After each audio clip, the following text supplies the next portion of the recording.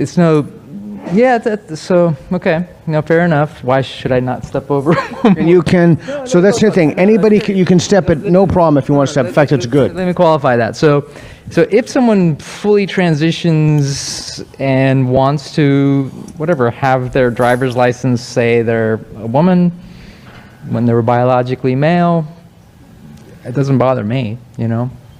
So So reason so that's a legal instance where, again, like, to me, that's like not a, oh, so that's why you're on the disagreeing, not, okay. yeah, I can see cases where. Okay, yeah. that's fair. Okay, so why you, sure, you know what, that's what you can do. Every time, whenever anybody says anything, particularly me, just keep quiet.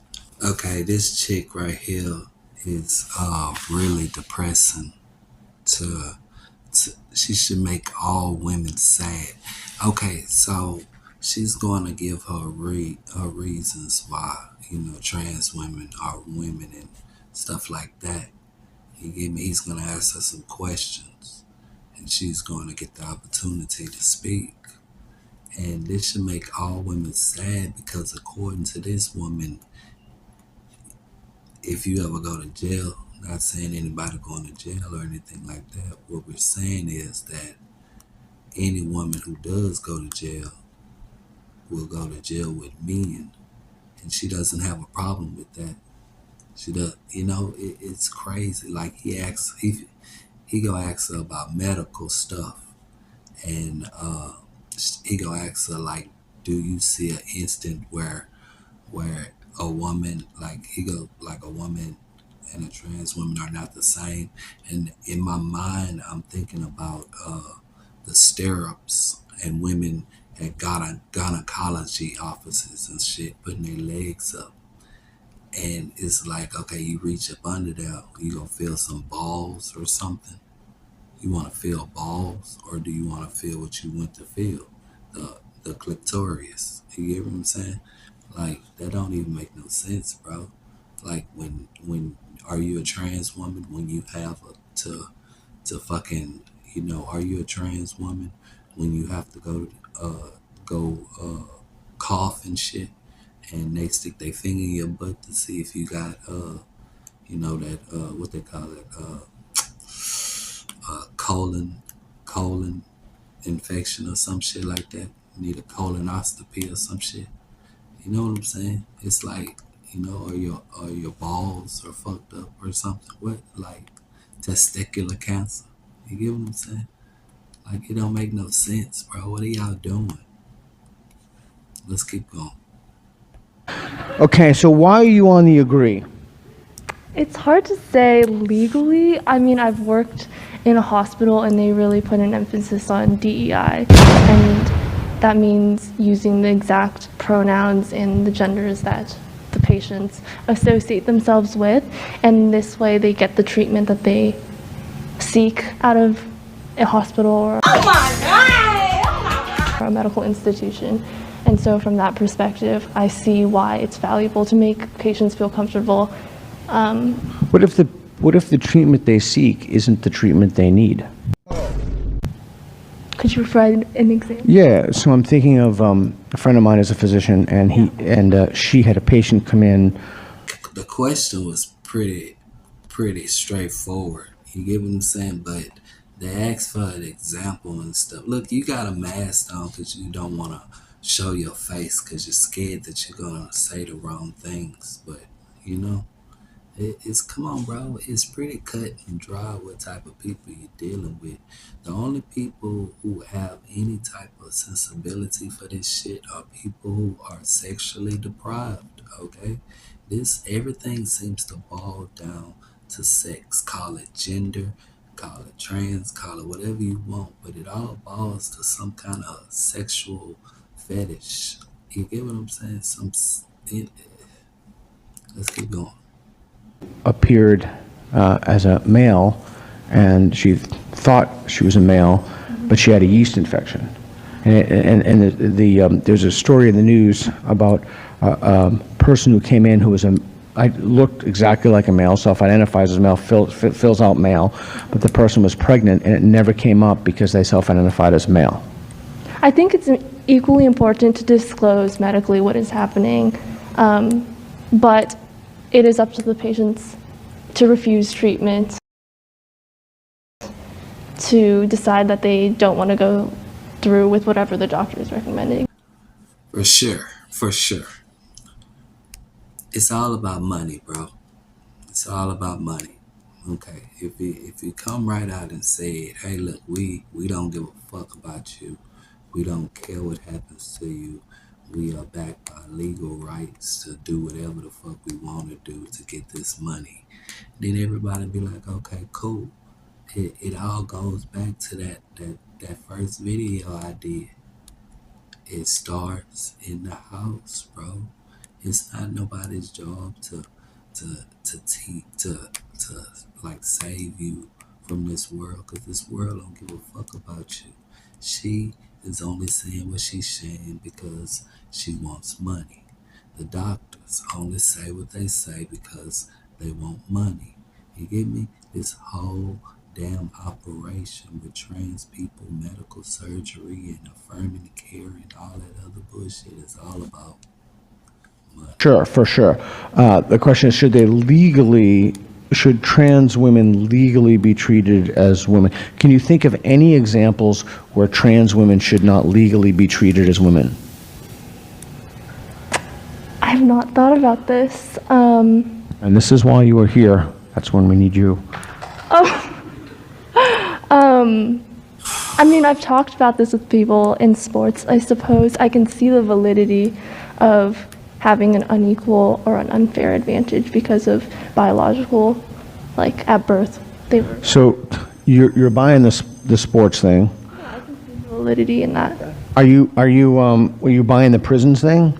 That people who self-identify as women who have penises should not be in female prisons? I think at the end of the day, it's their decision, and if they voluntarily choose to change genders. First thing they took away from most of y'all was empathy. Your ability to feel for others. Truly feel for others. To put yourself in others' shoes. Y'all are not good at that. See, if she could do that, she would place herself in jail and see how she would like it. You get me? She's talking for others in jail right now. She's fighting against women right now. Oh, it's cool. They could go to prison if they want to. You get what I'm saying? Let trans women go with other women. She don't care. She doesn't care because of money. She doesn't feel because she lacks empathy. Okay, But what if they haven't had bottom surgery and are still intact and they self-describe as a woman? Should they be legally treated as a woman and put to a woman's prison? yes. I think so. Are you concerned? Do you see any potential problems with that? Yes, I do, but even so, even without this, there are currently lots of problems with the legal reform system, so. You just keep... Okay, I guess she refers to the fact that men work in females' prisons too, and the possibilities of men getting women pregnant in female prisons is likely. But you try your best to stop it from happening. And it's hard stopping it from happening without transgender female women in there. Then how much harder would it be when they do get in there? You get me? You try to keep it down. You know, you can't stop crime, but you don't want to get it out of control either. So you try to minimize it, but they don't care. They know that y'all don't understand that, so they stretch it. This is where what's the word? Hyperbolic statements come in. You get what I'm saying? Where we'll try to stretch it to where we can minimize it. You get what I'm saying? These are the potential dangers. You get what I'm saying? The potential dangers. It's not saying it's going to happen, but this could happen. And because of that, we have to give you a warning. You get what I'm saying? On their side, they're like, these are the potential benefits. They're not saying that they are the benefits. They're just saying could happen. You get what I'm saying? And then when they go to our side, they stretch out there. You get me? They use the same techniques we use, but we try to minimize it for the good. They try to minimize it for the bad. You get what I'm saying? Well, it happens in prison, so that must means that trans women can go with women because shit, it already happened. So that's their logic for let it keep happening. I don't know if that makes sense to people, but you understand what I'm saying. They use the tactics that we use to keep things under control. They use it to expand control. I don't even know if that makes sense. You can just keep doing that, no problem. See, you got a huge fan over there. I think he's a fan of everyone. It's good. There's nothing wrong with that. So I'm coming back to you because I'm still processing that. Yeah. Trans women should be legally treated as women. Tell me why you're strongly disagreeing. Because I'm a molecular geneticist. Well, I'm not even sure. Everybody else is clapping. Okay, so tell me what that, because I count on my fingers. I know nothing about genes. Being male or being female is a developmental process. You can't go backwards. Okay. So you can't change your sex. Like, you cannot do that. And the truth is that currently in California prisons and prisons in other parts of the country, women are getting impregnated by other women. And there's just no way that, I mean, this is against the UN.